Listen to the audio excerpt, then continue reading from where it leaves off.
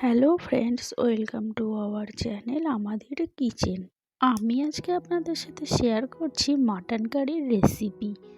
মাটনটা সবসময় হাঁড়িতে রান্না করলে খুব ভালো হয়, সেজন্য আমি মাটনটা হাঁড়িতেই রান্না করছি। মাটনটা আমি হাঁড়িতে নিয়েছি। আমি এখানে 1 কেজি মাটন নিয়েছি। এরপর আমি এতে দিয়ে দিচ্ছি জিরের গুঁড়ো,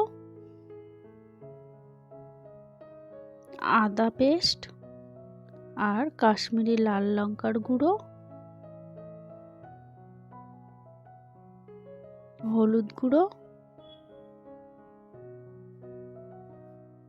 2টো তেজপাতা আর 50 গ্রাম মতো সর্ষের তেল। তারপর দিয়ে দিচ্ছি 200 গ্রাম মতো পেঁয়াজ কুচি, টমেটো কুচি আর 10-12টা কাঁচা লঙ্কা।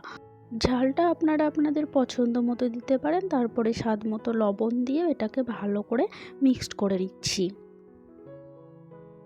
তারপর দিয়ে দিচ্ছি রসুন। আমি এখানে রসুনটা গোটাই ইউজ করছি। তারপর আবারও সবটা ভালো করে মিশিয়ে নিয়ে ম্যারিনেট অবস্থায় ঢাকা দিয়ে রেখে দিচ্ছি 1 ঘন্টা মতো। 1 ঘন্টা পর ফিরে এসে এই সাইজের বাটিতে দিয়ে দিচ্ছি 2 বাটি জল। তারপর আবারও সবটা ভালো করে মিশিয়ে নিচ্ছি। তারপর ওভেনটা অন করে হাঁড়িটা বসিয়ে দিচ্ছি। এভাবে ঢেকে রেখে দিচ্ছি 10 মিনিট মতো। এই অবস্থায় গ্যাসের ফ্লেমটা মিডিয়াম টু হাইতে রেখে দিয়েছি। 10 মিনিট পর যখন ফুটতে শুরু করেছে তখন একবার ভালো করে নেড়ে নিচ্ছি।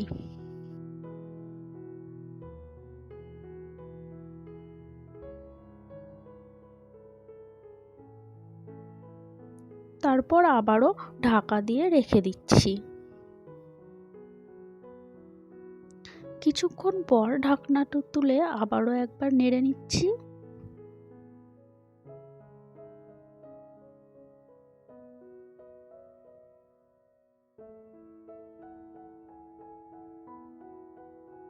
তারপর আবারও ঢাকা দিয়ে রেখে দিচ্ছি 10 মিনিট মতো।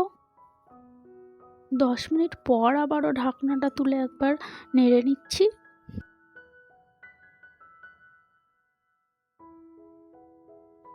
তারপর আবারও ঢাকা দিয়ে রেখে দিচ্ছি 5 মিনিট মতো। এইভাবেই ঢাকা দিয়ে মাটনটা রান্না করে নিচ্ছি 20 থেকে 25 মিনিট মতো। এরপর ঢাকনাটা তুলে নাড়তে থাকবো। মাটনটা আর ঢাকা দেব না, এবার মাটনটা কষিয়ে নেব।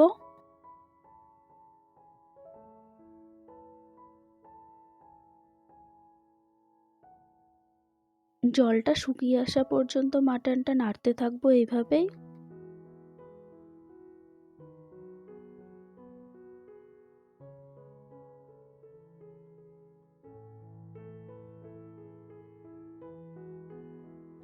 হাতে বেশ অনেকটা টাইম নিয়েই মাটনটা আমি কষিয়ে নিচ্ছি। এই পর্যায়ে আমি এবার দিয়ে দিচ্ছি মিট মশলার গুঁড়ো। মিট মশলার গুঁড়োটাও এবার ভালো করে মিশিয়ে নিচ্ছি।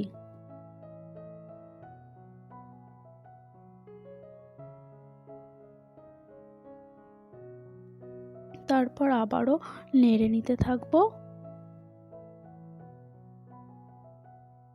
এখন গ্যাসের ফ্লেমটা লো টু মিডিয়ামে রেখে দিচ্ছি। তারপর আবারও নেড়ে নিচ্ছি।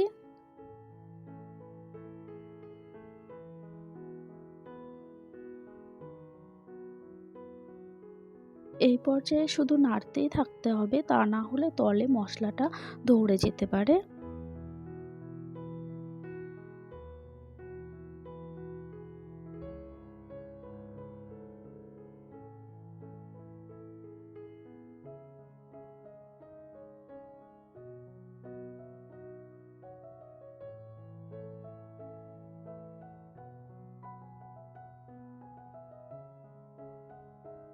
মাটনটা কষানো প্রায় হয়েই এসেছে।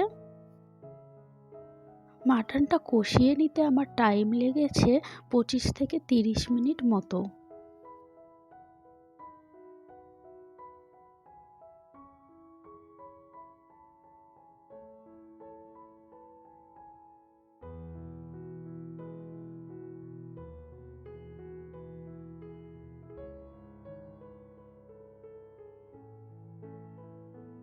মাটনটা কষানো হয়ে গেছে। কেউ যদি মাটন কষা খেতে চান তাহলে মাটনটা এই অবস্থাতে নামিয়ে নিতে পারেন। আমি যেহেতু মাটন কারি করছি সেই জন্য এখন দিয়ে দিচ্ছি গরম জল। গ্রেভির জন্য আমি বেশি জল দিচ্ছি না, কেউ যদি গ্রেভিটা পাতলা করতে চায় তাহলে আরও বেশি জল দিতে পারে। তারপর সবটা ভালো করে মিশিয়ে নিচ্ছি।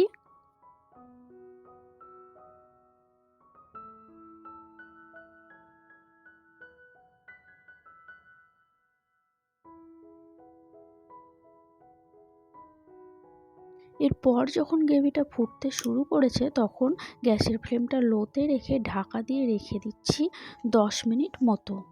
মাটন রান্না করার জন্য আমি কোনো রকম প্রেসার কুকার ইউজ করিনি। এইভাবে রান্না করলে মাটনটা সফট আর খুব টেস্টি হয়। 10 মিনিট পর কিছুটা মাটন আমি একটা প্লেটে তুলে নিয়েছি। মাটন কারি রেসিপিটি আপনাদের কেমন লাগলো কমেন্ট করে জানাবেন, আর যদি ভালো লাগে তাহলে একটা লাইক করবেন আর চ্যানেলটা সাবস্ক্রাইব করে বেল আইকনে প্রেস করে দেবেন।